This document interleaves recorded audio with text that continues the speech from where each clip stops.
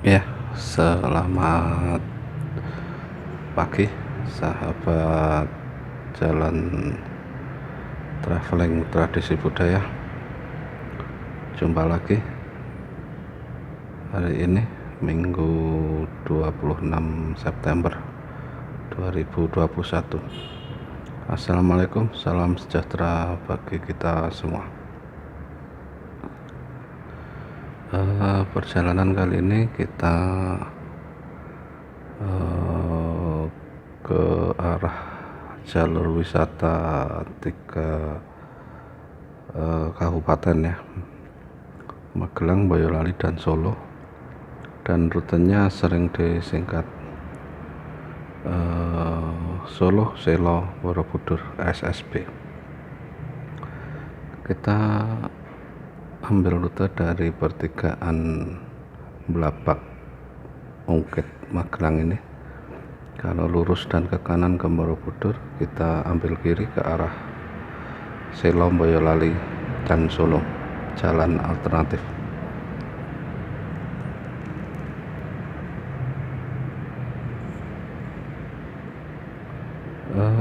Jalanan dari pertigaan tadi kalau lurus ke Mundilan, Jogja ya, kita tadi dari arah Magelang kota.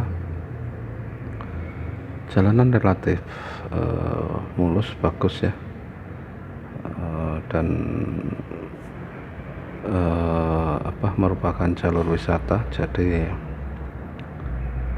jalanannya relatif nyaman dilalui semua jenis kendaraan.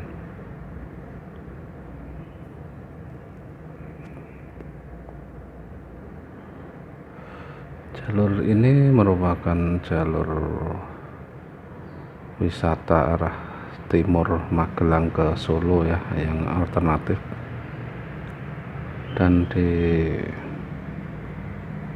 jalan ini banyak sekali objek-objek wisata, baik wisata pedesaan, wisata yang dimiliki desa maupun yang dikelola pemerintah daerah.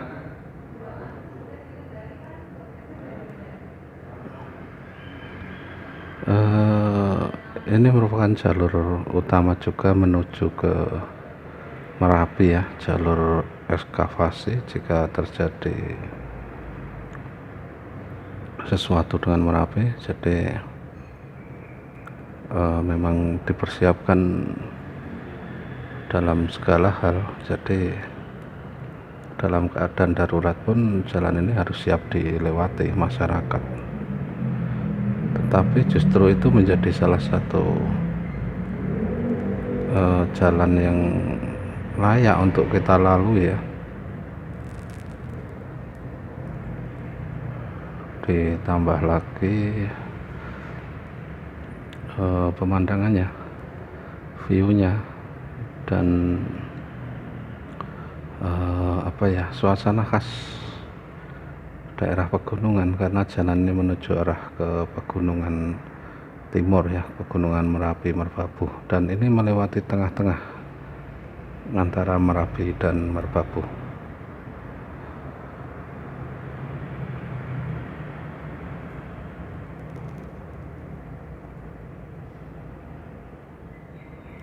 Ini juga merupakan jalan menuju Taman Nasional Gunung Merapi ya, juga pos-pos pengamatan Gunung Merapi, baik di sekitar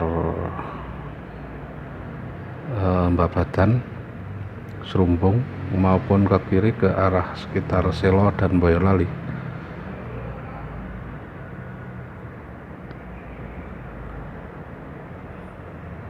Jalur SSB Solo, Selo, Boyolali dulu dibuka untuk jalur wisata itu sekitar ya awal tahun 2000-an ya. Sebelumnya jalannya relatif sempit sih, tapi setelah digunakan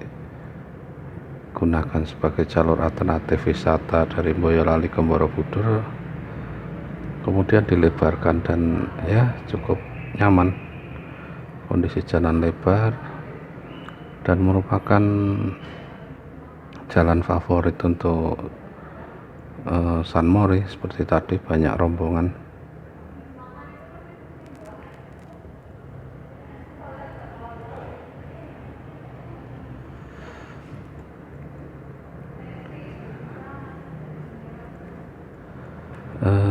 Sambil menikmati perjalanan kali ini, sahabat TNTV, jangan lupa untuk like, comment, share, dan subscribe-nya agar kita bisa terus berbagi keunikan di sekitar kita. Ya, jadi perjalanan kali ini menyusuri Jalan Peradaban Timur ya,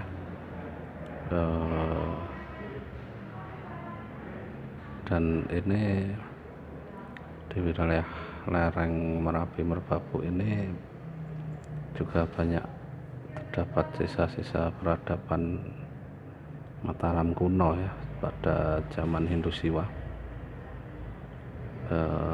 Jadi sebelum Borobudur dibangun, kita menyusuri jalanan ini sekaligus melihat beberapa objek wisata, juga sejenak kita kunjungi beberapa situs yang dekat dengan jalan raya alternatif Borobudur Selo Boyolali ini ya. Dan ini sebenarnya jalan utama menuju objek wisata Ketepas ya. Jadi sahabat TNTV semua, kalau berkunjung ke Ketepas atau ke Tol Kayangan Magelang yang sedang viral, bisa sekaligus mengunjungi mampir ke beberapa situs yang letaknya tidak jauh dengan jalan raya ini.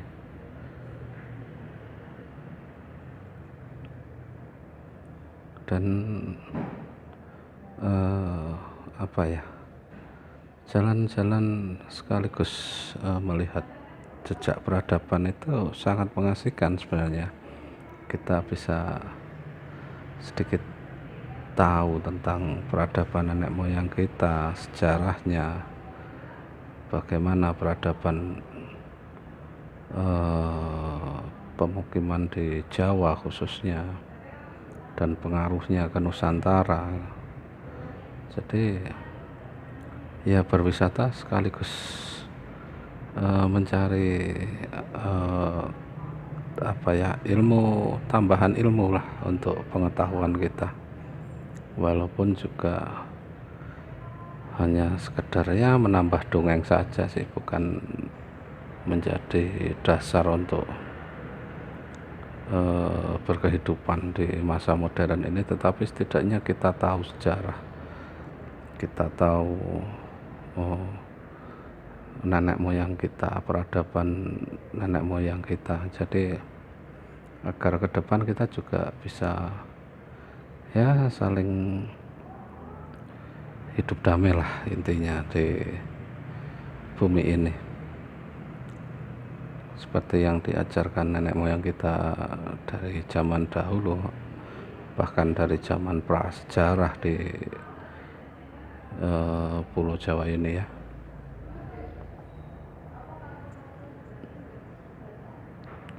Di Kecamatan Sawangan ini banyak objek desa. Di sebelah kanan kiri itu banyak sekali objek desa, baik kolam renang, spot selfie dengan bambu, menara, mercusuar, kolam ikan, dan lain-lain.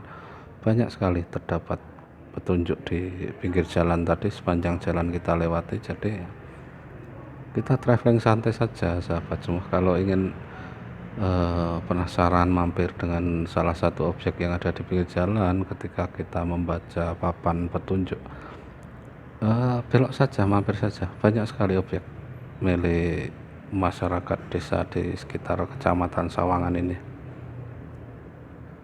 dan tentu saja dengan biaya relatif murah ya, karena masih dikelola desa, sahabat TNTV semua.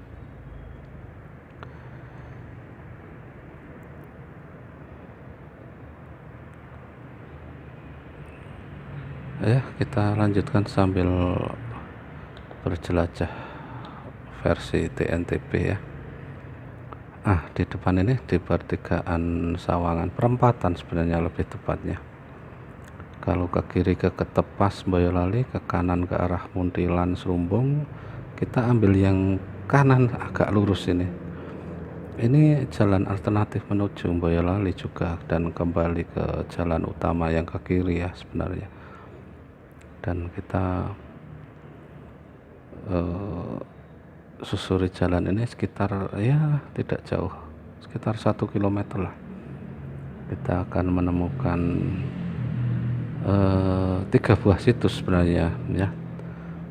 Ada Candi Lumbung di kanan jalan, ada Candi Pendem, dan Candi, mohon maaf ini memang Candi Asu ya, dalam bahasa Jawa Candi Asu, anjing. Kenapa dinamakan Candi Asu ya? Karena memang ada patung yang mirip dengan serigala atau anjing di dalamnya, relief patungnya ya, makanya dinamakan Candi Asu. Dan di sini 3 candi itu membentuk segitiga ya, menandakan setiap candi mewakili 1 buah sungai, karena ini pertemuan 3 sungai, Sungai Pabelan, Sungai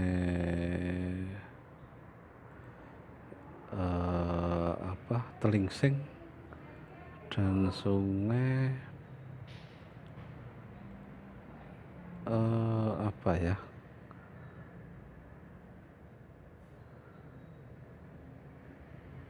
Sungai Apu.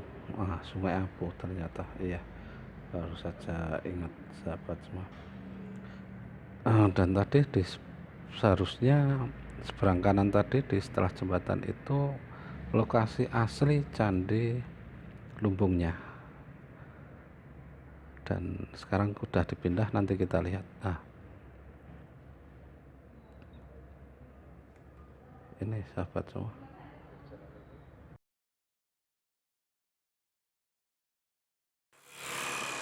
ya. Jadi dari pinggir jalan ini ada 3 situs candi sebenarnya di daerah sini: Candi Asu, Candi Pendem, dan Candi Lumbung. Untuk Candi Asu di sini tepat di jalan raya, sementara Candi Pendem ada di bawah pepohonan bambu ini. Saya sisipkan fotonya. Kemudian Candi Lumbung ada di tengah sawah di belakang sekolah TK ini ya. Jadi ada 3 situs candi, dan ini candinya sudah tidak terlalu utuh. Ini bisa menjadi gambaran kita bahwa peradaban kita, relief-reliefnya masih sempurna di candi ini, dan ini keindahannya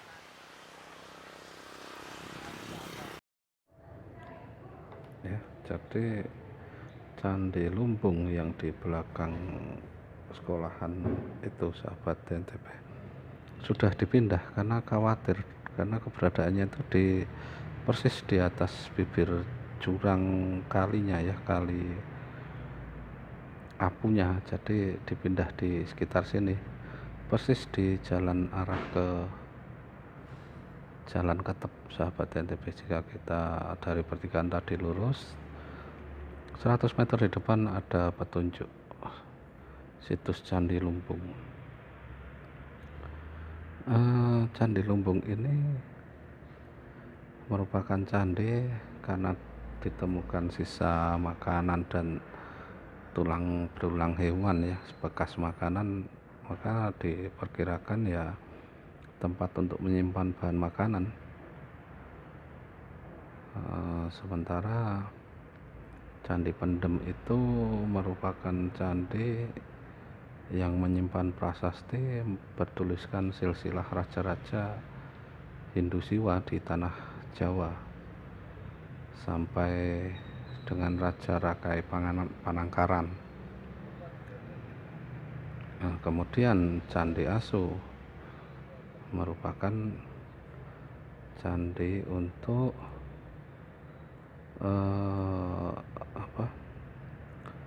yang menggambarkan banyak, yaitu relief-relief tentang hewan-hewan ya.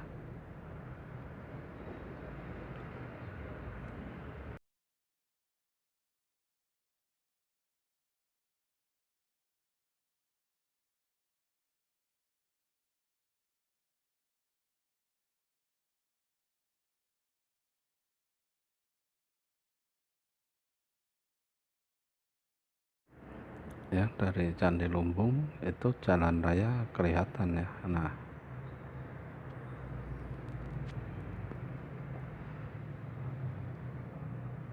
cukup dekat sebenarnya, dan lokasi ketiga candi itu sebenarnya cukup berdekatan di 3 pertemuan sungai ya. Jadi di masing-masing arah sungainya candi ini berdiri dahulunya.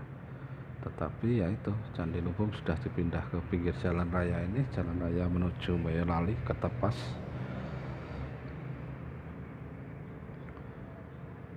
karena khawatir terbawa banjir saat banjir lahar dingin Merapi ya.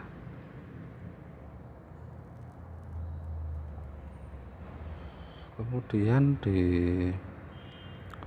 sisi kanan ini ada Grojogan Watu Nganten.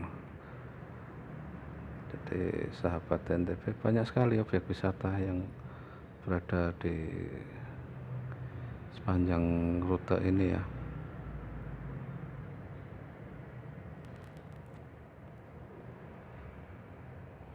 Dan ini menuju ke Selo, Boyolali, dan ke Tepas.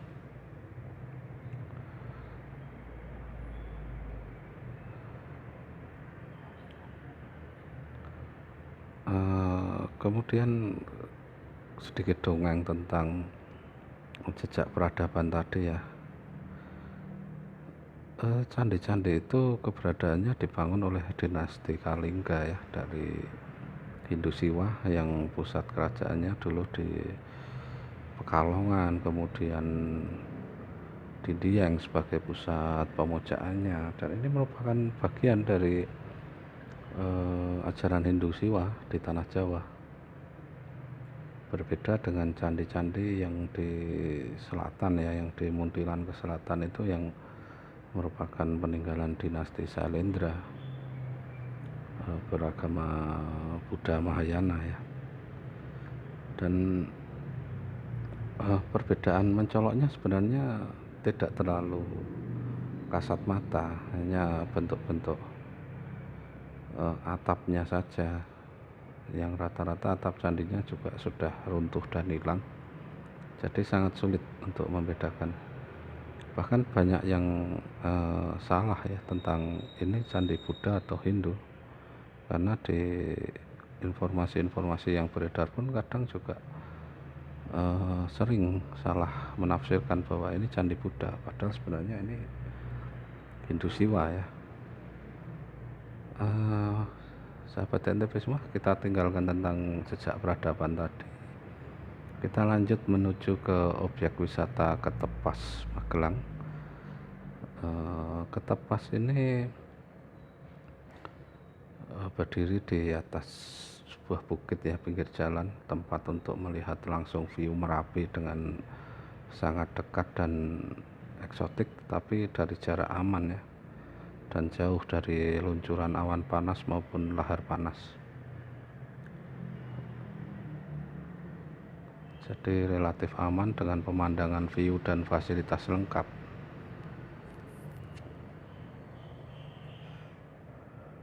Ada juga teaternya kalau kita ingin melihat cerita tentang Merapi, lahar dinginnya, gugurannya, fase-fase meletusnya Merapi itu ada di teaternya di Ketepas,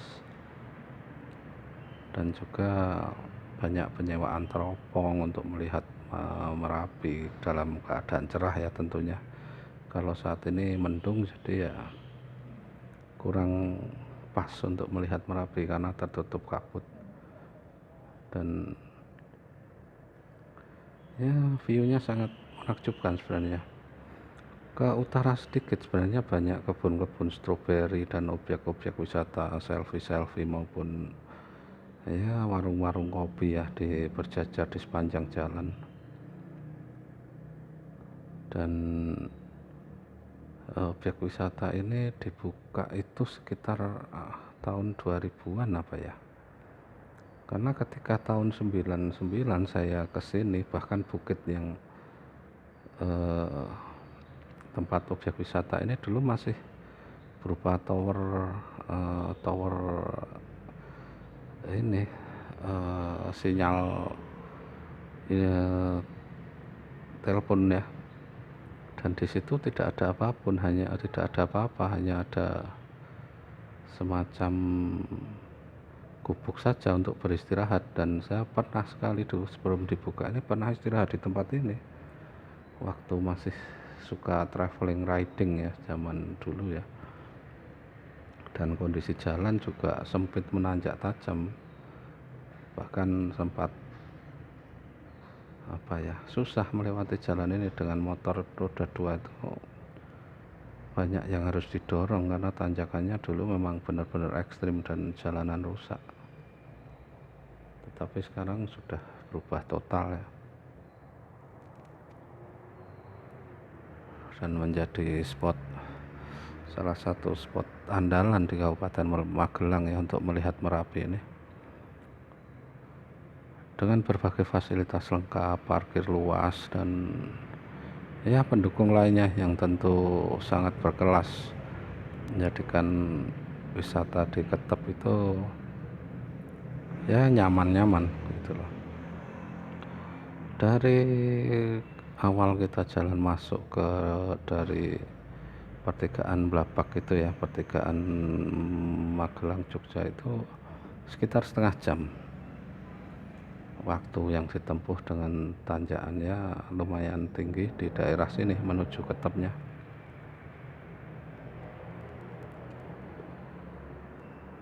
Tetapi semua kendaraan bisa sampai ke lokasi,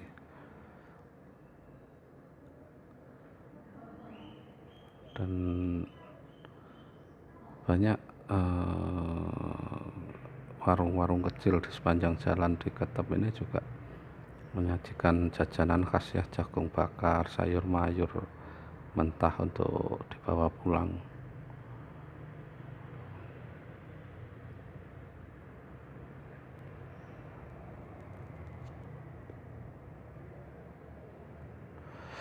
Pemandangannya sangat sejuk ya, bahkan ini juga favorit dari para biker MTB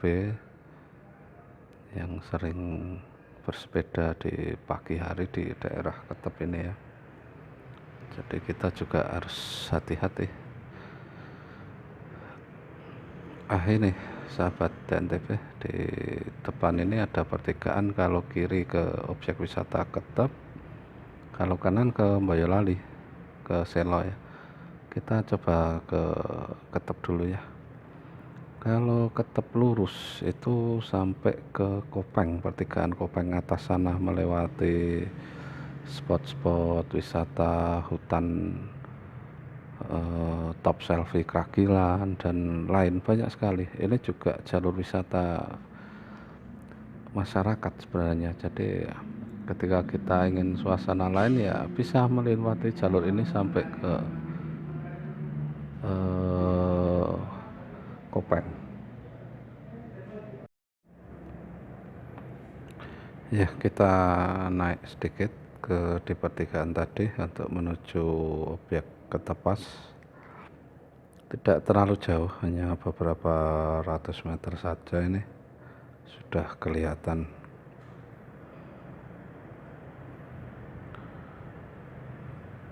Dan